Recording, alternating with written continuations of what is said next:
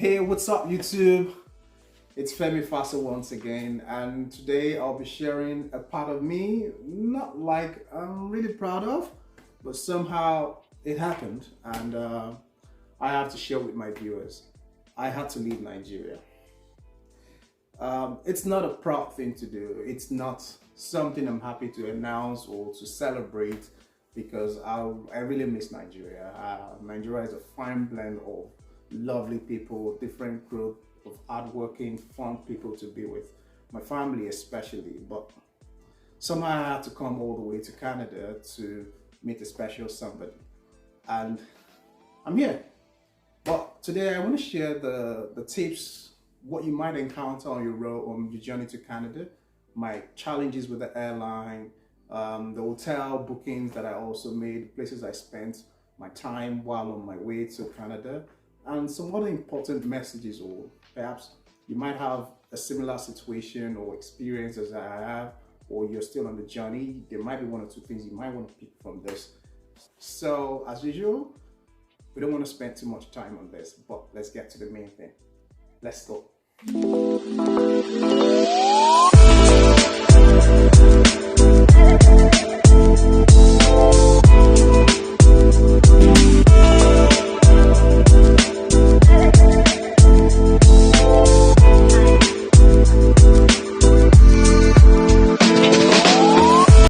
Yeah, on the day I was supposed to leave, everything was just pretty much set until getting to the airport with all your bags packed, and next thing, flight cancelled. First, a delayed email that I did not see, and I was like, oh, my flight was not cancelled. And others at the airport, KLM, already claimed that their flights were cancelled, and I claimed mine wasn't cancelled because yes, I'd not received the cancelled email. But yeah, lo and behold, I got it. And I was like, okay, where do I go? I'm stuck here. They had no plans for us. They expected us to just go home, like nothing happened, and come back the next day, exactly 24 hours after. And where do I go? I already left my apartment, said goodbye to everyone, hoping that that was it. And here I am. Everywhere you can see the commotion, and if not for the guy, the Superman in t-shirt that really saved the day. He insisted that things must go as they should be, you know. Quite surprising. So it was the guy that insisted that we should have that they can't just send us back home. Things have to be done, and they had to book us in a quick motel. And in this motel, fair enough, I'll call it a 2-star or 3-star. I think it's a stopover motel or whatsoever. Just a quick tour around the room first. Let's have a look. A quick walk into the room. The room is more or less a regular room. You can see basic chair, TV, stand, mirror stand. I can say is that a king size bed, quite a small one, quite hard again, too hard for me. I found it difficult sleeping all night on that bed. I just kept tossing and turning, knowing that all I've been through that day, worried about how to even get my things down to the airport. I had to get someone to drive my car down, take it back home. It's a lot, and coming back to get to understand that the flight was cancelled, back in this place, now a very hard bed to sleep on wasn't good for me.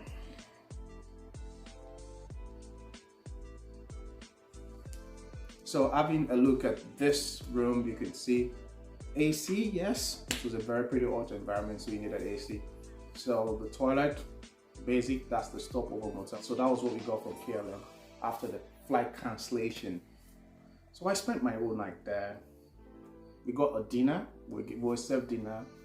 Fair, I think a nice wrap, not too bad. And here I am waiting for my meal. So we were served dinner, breakfast and lunch. And we left the stopover motel around 3. That they did pretty well in taking our things and taking us all the way to the motel. Also taking us back with our things absolutely to the airport before we started doing our check-in. There are so many brands of affordable digital traveler scale that you could use to weigh your bags before you leave your house. So to avoid those embarrassment or losing some of the things.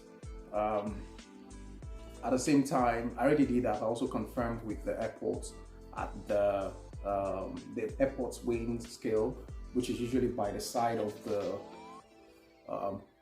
the people who check you in anyways. And I confirmed, well, everything was fine. So at this point, I have all my bags checked in except my hand luggage. So at this point, it was just to wait till 11 p.m. when we'll start boarding the flight and, well, leave. Well, as usual, a very long, boring moment. Listen to music, just chill. And now we're back on the flight. You can see the Superman in jackets just behind me. He was the one who saved the day. Without this guy, man, I don't know how last night would have looked. Terrible middle roll. I don't like middle roll or middle column. So, ready for the flight. Tired. This flight is straight to Amsterdam. From Amsterdam, I will connect to Calgary. So I'm currently at Netherlands.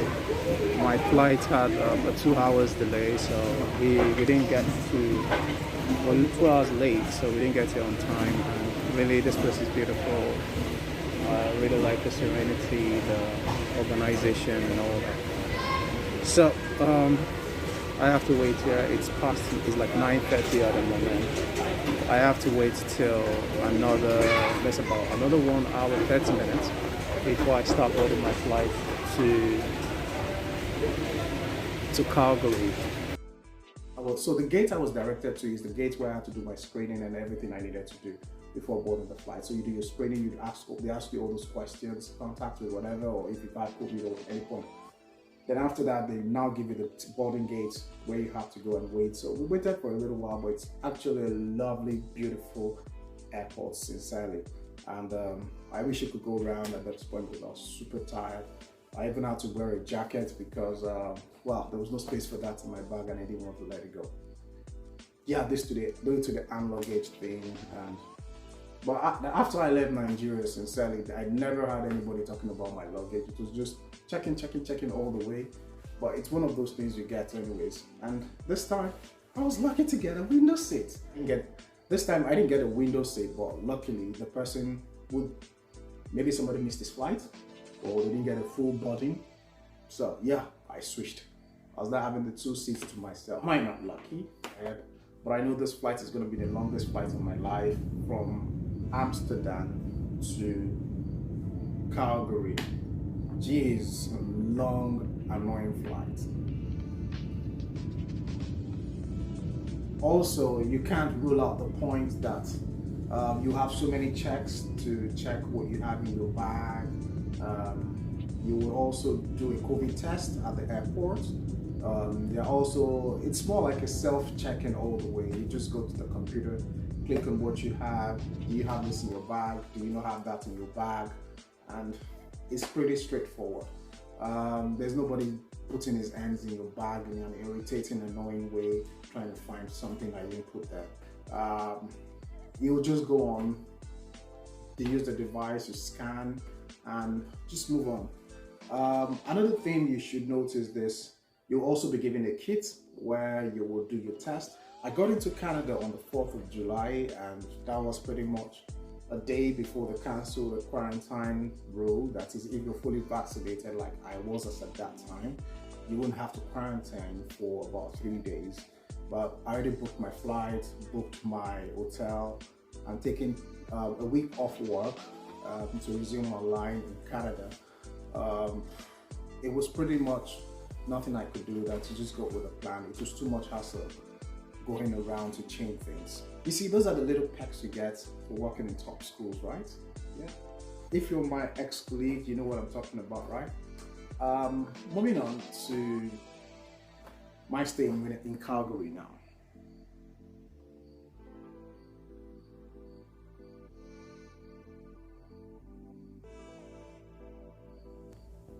Now, getting to the hotel had everything I needed. In short, sincerely, I lodged in this Best Western hotel in Calgary. I didn't need to go outside for it.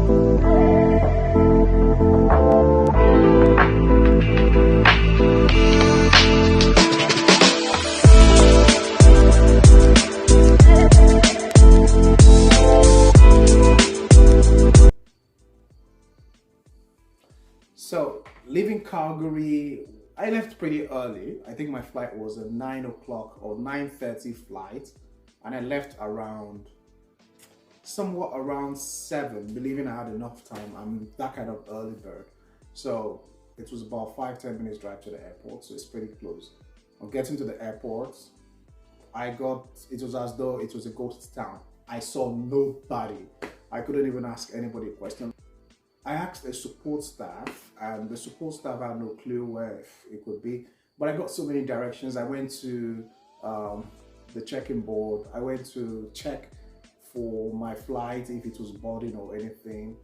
It was quite difficult to locate. But so after asking, I think a lady was able to direct me and told me to walk about 15 minutes ahead. So on getting there, I checked in online. I couldn't check in my bag online because the device, it's kind of self-checking device. And once you put your bag, it weighs it, it gives you the sleep and all that. But when I tried it, it was telling me I was overweight and I had to pay some fine. That's impossible. I checked in before leaving the house. I had accurate measurement. I also checked in at the Nigerian airport. It was accurate. The third day I checked, still the same, 22, I think it was 23 kg. Now getting there, it was telling me 28 kg. Jeez, ain't happening. My village people won't come here to get me. He advised that I should go somewhere to use the manual device scale. And when I confirmed that it was still 23 kg there, ditched the automated bag check-in and went straight to the till. I was on the queue for pretty much 5-10 minutes. And after that, the man that checked in my bag, and the elderly man, God bless him, the man said that, young man, I think you're about to miss your flight. You better run. You better run. And I was like, no, I hung in with him a bit until I checked the time. It was about 8:30 thereabouts. And the flight was to, no, it was about 9 already. It was like to 9, like maybe 8:50. The flight was about 9:30. He said I had about 30 minutes walk to the other side of the airport, back to where I was coming from. So yes, I can't check in where the airport shuttle dropped me. Not their fault in any way, but at the same time, I had to walk down there or find a way to get down there to check in my bag, then go back to the beginning. It was a lot actually. So I don't know how I did it. I got there in about 20 minutes. You know, Ninja vibes, when you know you can't carry last. It was pretty much, we were just boarding the plane. That was around 9:20. We checked in, so it was kind of a little delay. I think they had about 30 minutes delay, which was good on my side. I boarded the plane. We did peg, here I come. They go, yeah, what?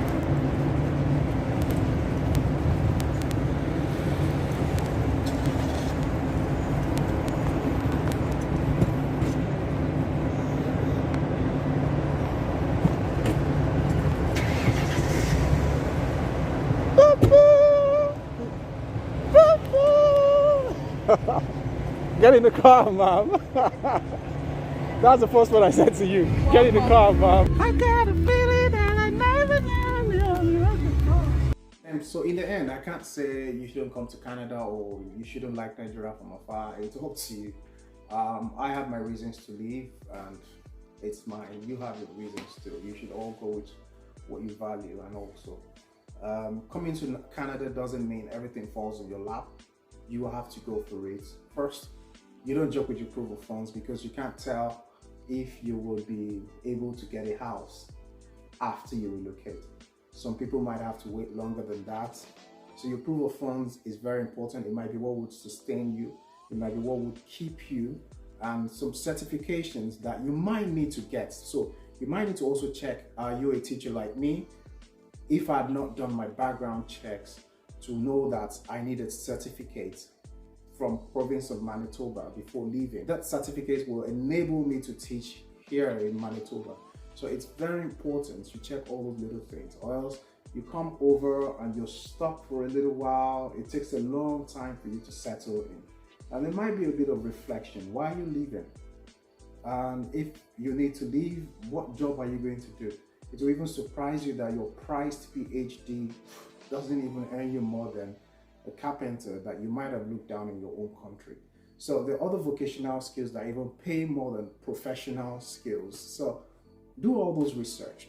or extra skills you can learn or acquire while you're waiting for your PR could really be helpful. And you should also start thinking of your certificates, your trainings. Do not overlook anything. If you have all the certificates, pull them all together. You might need some references. They're not like big deal on references. They're more on skill based most of the time. However, you might need to be mindful of what skills can you grasp while you're still in Nigeria. All those things you might have taken, all those soft skills that you might have not really paid attention to might be really important to you. There's so many other things that I can't put in this video, but I might let go one or two things over time as we move on. But don't forget to like, subscribe, so that we can, get this video to those that will need it. At the same time, help this channel to grow. See you another time.